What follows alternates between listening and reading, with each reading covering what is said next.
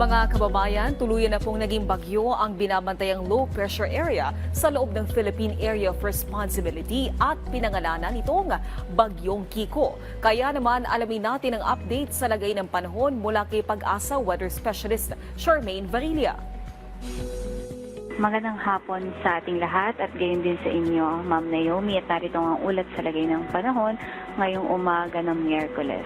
Naging isang ganap ng bagyo ang low pressure area na binabantayan sa loob ng ating Philippine Area of Responsibility kaninang alas 8 ng umaga, at ito nga ngayon ang pinangalanan na nating si Tropical Depression Kiko.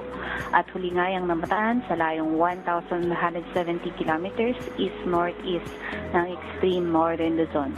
May taglay na lakas ng hangin na maabot ng 55 kilometers per hour malapit sa sentro nito, at mga pagbugso pa ng hangin na maabot ng 70 kilometers per hour. At patuloy itong kumikilos pahilaga sa bilis na 15 kilometers per hour.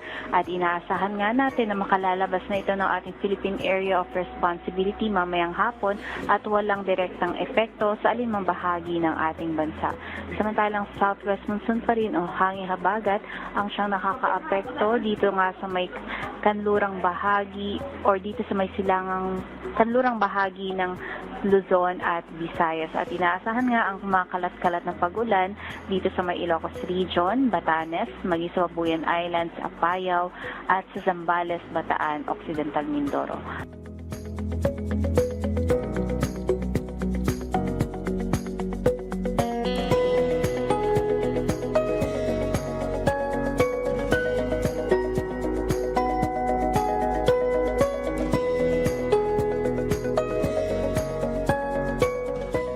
Para naman po sa lagay ng ating mga dam,